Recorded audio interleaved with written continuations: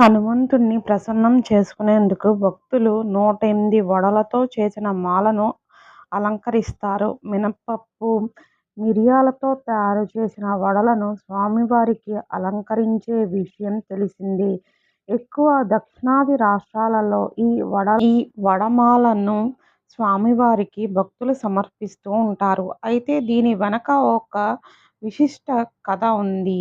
హనుమ బాల్యంలో మహా చిలిపివాడన్న విషయం అందరికీ తెలిసిందే. బాల ఆంజనేయుడు సూర్యుడిని పండుగా భావించి మింగిన గాథ, బాల్యంలో ఆయన చేసిన అల్లరి అందరికీ తెలిసిన విషయమే. ప్రచారంలో ఉన్న గాథ ప్రకారం సూర్యుడిని ఎర్రటి పండుగా భావించిన హనుమ దాన్ని తినేందుకు ఆకాశంలోకి ఎగురుతూ వెళుతూ ఉంటాడు.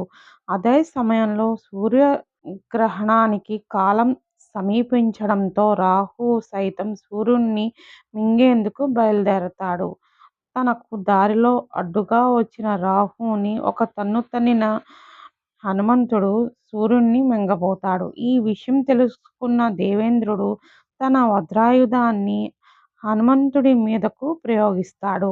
ఆ వజ్రాయుధంతో హనుమంతుని దవడ గాయపడుతుంది. అప్పట్నుంచి ఆంజనేయునికి హనుమంతుడు అన్న పేరు స్థిరపడిపోయింది. ఆంజనేయుడు తండ్రి వాయుదేవుడు జరిగిన దానికి ఆగ్రహంతో లోకాలన్నిటి నుంచి తన పవనాలను ఉపసంహరించుకుంటాడు. దాంతో దేవతలంతా దిగివచ్చి ఆయనను శాంతింపజేసి ఆంజనేయుడికి సకల వరాలు ప్రసాదిస్తారు. ఈ కథ దాదాపు అందరికీ తెలిసిందే. కానీ మరో కథ సైతం ప్రచారంలో ఉంది. ఈ సందర్భంలో ఆంజనేయుడి పరాక్రమానికి రాహువు సైతం ముగ్ధుడవుతాడు. రాహువుకి మినుములు అంటే ప్రీతి. అందుకే రాహు దోషం ఉన్నవారు మినుములను దానం చేయాలని సూచిస్తారు.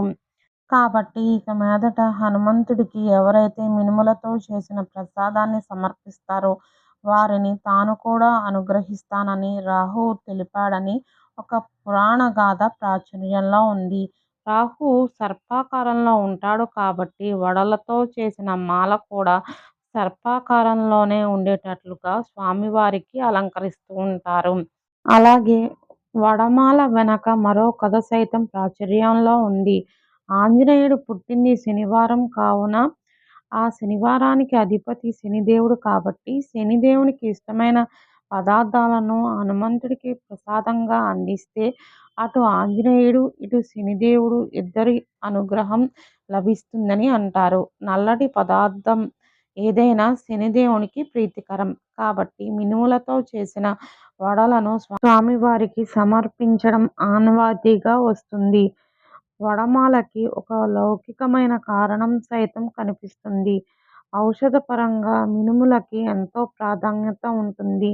మినుములలో చేసిన పదార్థాలను తీసుకుంటే బలాన్ని ఇస్తుంది. బలానికి మారుపేరైన హనుమంతుడి పేరు చెప్పి ఆ మినప వడలను నలుగురికి పంచితే అందరికీ ఆరోగ్యం లభిస్తుంది కదా. ఈ వీడియో కనుక మీకు నచ్చినట్లయితే లైక్ చేయండి, షేర్ చేయండి, కామెంట్ చేయండి అండ్ సబ్స్క్రైబ్ చేసుకోండి.